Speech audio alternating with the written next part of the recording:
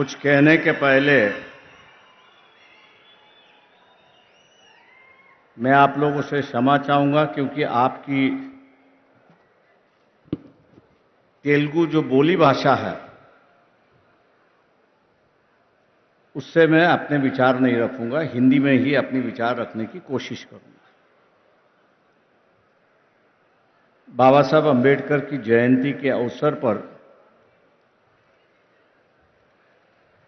तेलंगाना के मुख्यमंत्री सम्माननीय के चंद्रशेखर राव जी को मैं अपनी तरफ से और आपकी तरफ से पूरी बधाई देता हूं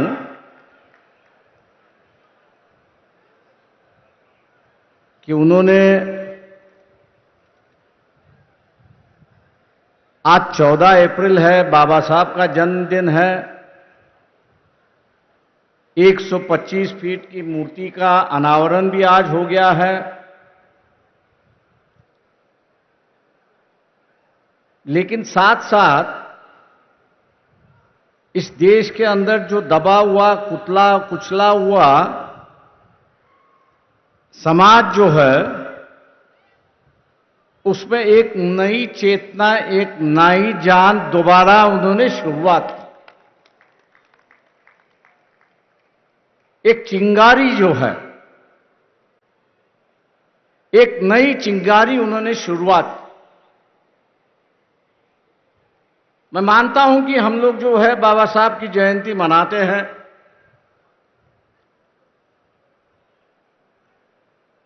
ढोल बजाना, गाना बजाना, बाबा साहब की बातों का दोहराना,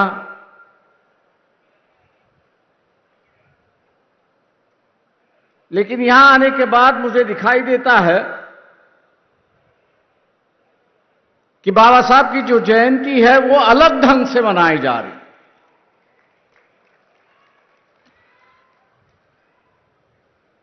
ना सिर्फ उनके गुणगान जा रहे हैं, गुण है, गान है, उस पर लोग गा रहे हैं, लेकिन हकीकत में जो बाबा साहब यहां पर चाहते थे, इस देश में जो हमेशा बाबा साहब चाहते थे, उस पर शुरुआत हुई। बाबा साहब ने जरूर हमसे कहा कि शिक्षित बनो,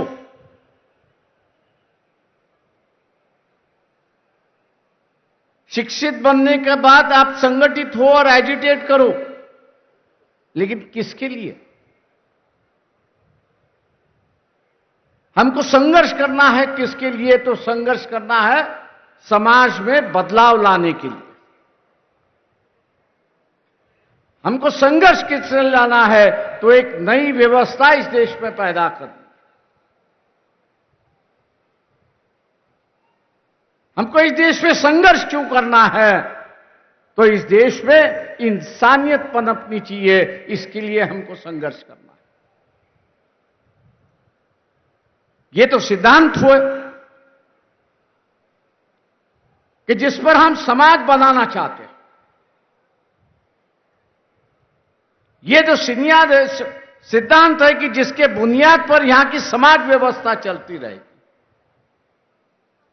लेकिन आज जिस युग में हम लोग जी रहे हैं,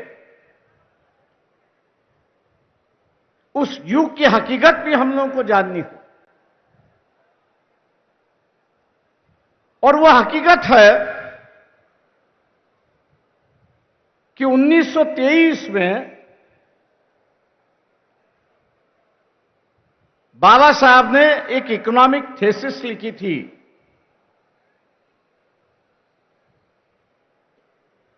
बाबा साहब ने एक इकोनॉमिक थीसिस लिखी थी कि जिसका नाम था प्रॉब्लम ऑफ रूपी, रुपए की समस्या। और इस किताब के माध्यम से बाबा साहब ने यह बताने की कोशिश की कि उस वक्त का जो राज था, अंग्रेजों का जो राज था, इंग्लैंड का जो राज था, वो रुपए के साथ में कैसे खेलते थे,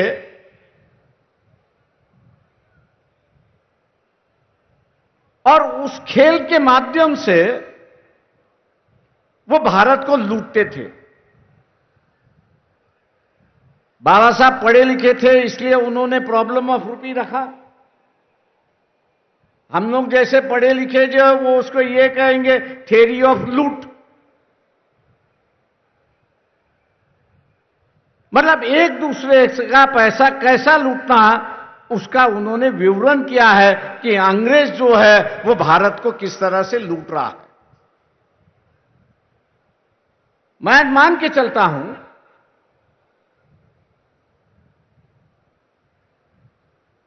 जिसका अब उद्घाटन हुआ, दलित बंधु का जो उद्घाटन हुआ, ये थोड़े बहुत पैमाने पे इस थियरी ऑफ लूट को रोकने की कोशिश की जा रही है।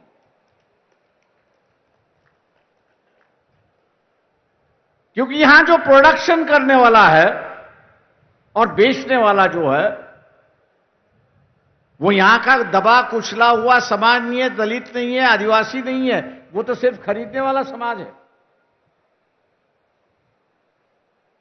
आज उसमें भी एक व्यापार की भावना, कमर्शियलाइजेशन है, उसकी कोशिश की जा रही है। मैं उसकी सराहना करता हूं और मुख्यमंत्री चंद्रशेखर राव जी का धन्यवाद देता हूं कि उन्होंने इस देश को आर्थिक दुर्बलता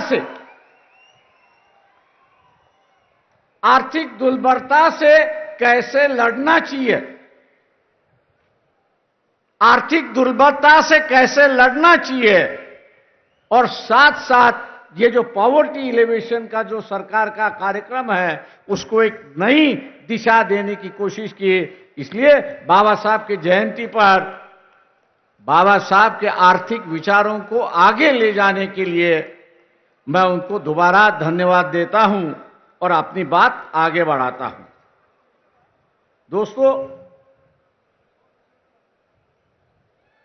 देश को आजाद हुए 70 साल हुए, लेकिन पूरी तरह से बाबा साहब आज भी लोगों के सामने आए नहीं। हम लोग यही समझते हैं कि बाबा साहब का जो कार्य रहा है, समाज कार्य रहा है, ये दलितों के लिए, आदिवासियों के लिए, आरक्षण के लिए ही रहा है, ऐसी परिस्थिति है। ये बात जरूर है कि उनका फोकस जो था,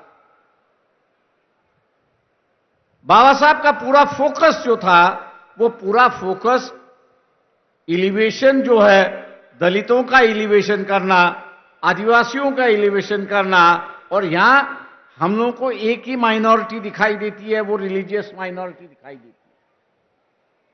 इस देश में सिर्फ रिलीजियस माइनॉरिटी नहीं है, इस देश में कम्युनिटी माइनॉरिटी भी है। लोहार है, कुम्हार है, सोनार है, ऐसे कई समाज में गिन सकता हूं कि जिनके गांव में सब 2 या 4 या 5 या 10 घर होंगे, उससे ज्यादा नहीं हो। और बाबा साहब ने कहा कि जैसे एक रिलीजियस माइनॉरिटी है, उसी तरह से यहां एक कम्युनिटी माइनॉरिटी भी है, और इस कम्युनिटी की हिफाजत करना है। इस कम्युनिटी माइनॉरिटी की हिफाजत करना है, तो उन्होंने 1956 में जब स्टेट रीऑर्गेनाइजेशन कमेटी बनी थी, तो उसको एक न्योता दिया था और कहा था कि state should be reorganised not on the basis, state should not be reorganised on the basis of language. राज्य जो है वो भाषा पर आधारित नहीं होना चाहिए। अगर स्टेट रीऑर्गेनाइज आपको करना है तो पहला उसका वायबिलिटी आपको देखना है, इकोनॉमिक वायबिलिटी आपको उसकी देखनी है, उसकी ज्योग्राफिकल बाउंड्रीज उसको आपको देखनी है, और उसके माध्यम से एडमिनिस्ट्रेटिव यूनिट बनता है कि नहीं बनता है, ये आपको देखना है। 55-56 की बात थी, मैं यहां एक व्यक्ति का नाम लूंगा, पुट्टी श्रीरामुलु जी का, कि जिन्होंने आंध्र प्रदेश बनाने के लिए अपना बलिदान दिया। जब तक यहां बलिदान नहीं दिया जाता था तब तक कोई राज्य या कोई सवाल हल नहीं होती थी, ऐसी एक परिस्थिति है। बाबा साहब ने पट्टी श्रीरामुलु को श्रद्धांजलि अर्पण करते हुए कहा कि आंध्र प्रदेश बनाने से कांग्रेस पार्टी ने पुण्यदान कर दिया है। पुण्यदान जो होता है वो पुण्यदान कर दिया है, ऐसी एक परिस्थिति है।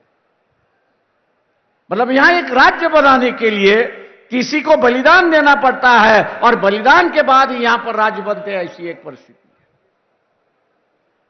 वही बात बाद में 40 साल बाद आई, तेलंगाना का सवाल आया।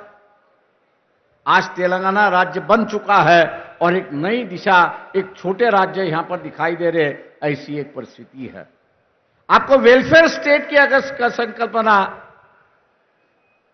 वेलफेयर स्टेट की अगर संकल्पना आपको मंजूर करनी है तो राज्य छोटे होने, ये जो बाबा साहब की डिमांड थी वो आज मेरे ख्याल से कई राज्यों में मांगी जा रही है। और इस अवसर पर मैं ये कहूंगा कि व्यवस्था ही बाबा साहब को यहां पर जिंदा रखती है, ऐसी एक परिस्थिति है। व्यवस्था ही यहां पर जिंदा रखती है, ऐसी एक परिस्थिति है।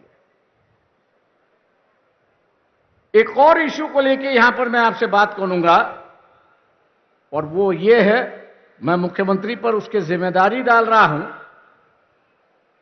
कि आप लोगों को इकोनॉमिकल एम्पावरमेंट करने की कोशिश कर रहे हैं। 10 लाख की आप जो है उनको ग्रांट दे रहे हो, बहुत सराहनीय बात है, बहुत अच्छी बात है, उसका स्वागत है और लोग इसलिए आपको दुआ भी देते हैं। लेकिन 1 साल के बाद यह 10 लाख रुपए की कीमत आज जो है वो वैसी बरकरार रहनी चाहिए। ये जो 10 लाख रुपए की कीमत जो है वो वैसी की वैसी बरकरार रहनी चाहिए। यह सबसे बड़ा बाबा साहब का इशू था और उन्होंने ये कहा था कि जब तक हम लोग रुपए की कीमत, वैल्यू ऑफ रुपी, इसको हम लोग जब तक स्टेबलाइज नहीं कर पाएंगे, इसको जब तक हम लोग स्टेबलाइज नहीं कर पाएंगे तब तक हम लोग कितना भी पॉवर्टी एलिवेशन का कार्यक्रम अगर करते रहे तो वैल्यू की कीमत जैसे नीचे बढ़ जाएगी वैसे उसकी गरीबी भी नीचे चलती जाएगी। और इसलिए आज के मुताबिक बाबा साहब की जयंती पर हम लोग ने इस बात को गौर करना चाहिए कि जब तक प्राइस स्टेबिलिटी होता नहीं है, आज मैं दुकान में जाऊं तो ग्लूकोज का बिस्किट मुझे 5 रुपए में मिलता है, 1 साल के बाद जाऊं तो वही मुझे 7 रुपए में मिलता है, 2 रुपया बढ़ गया है। ये जो 2 रुपया बढ़ता है वो गरीबों को काफी बड़ी चोट पहुंचाता है, ऐसी एक परिस्थिति है। और इसलिए रुपए की जो वैल्यू है उसको स्टेबलाइज करना जरूरी है, ऐसा मैं मान के चलता हूं। और मुख्यमंत्री होने के नाते एक मुख्यमंत्री अगर इसकी शुरुआत करे तो हो सके कि देश के मुख्यमंत्री भी आपके पीछे चलने की कोशिश वहां पर करेंगे और ये जिम्मेदारी आप इस जयंती के अवसर पर लेंगे, ऐसी मैं अपेक्षा आपसे करता हूं। 2 आखिरी बात है, मुझे पता नहीं इस हैदराबाद का और बाबा साहब का क्या संबंध था, वो मुझे जानकारी नहीं है। लेकिन कॉन्स्टिट्यूएंट असेंबली के डिबेट्स में जब पढ़ रहा था और भारत के सिक्योरिटी का सवाल जब आया तब उन्होंने कहा कि भारत को एक और कैपिटल होने की जरूरत है, एक और कैपिटल होने की जरूरत है। और जब उनसे पूछा गया कि दूसरा कैपिटल कहां होना चाहिए तब उन्होंने हैदराबाद सिटी का नाम लेके कहा कि सेकंड कैपिटल जो है वह हैदराबाद में होना चाहिए। क्योंकि पाकिस्तान के बॉर्डर से दिल्ली जो है वो 300 किलोमीटर, चाइना की बॉर्डर से दिल्ली हम लोग देखा जाए तो 500 किलोमीटर बॉर्डर है। और इसलिए उन्होंने कहा कि जब तक हम लोग दूसरा कैपिटल बनाते नहीं तब तक जो है हम लोग सुखरूप है, वी आर सिक्योर्ड, ये नहीं हो सकता। और इसलिए उन्होंने जो है वो हैदराबाद को सेकेंड कैपिटल होने की मांग की थी। उस वक्त पूरी नहीं हुई। शायद मेरे ख्याल से तेलंगाना दोबारा इसको मांग करेगा तो सेकेंड कैपिटल ऑफ इंडिया जो है वो हैदराबाद यहां पर बन सकता है, ऐसी एक परिस्थिति है। मैं एक आखिरी सवाल यहां पे कहूंगा, क्योंकि यह आज सबसे बड़ा इशू बन चुका है कि जिस पर राजनीतिक रोटियां सेकी जा रही है, और वो ये है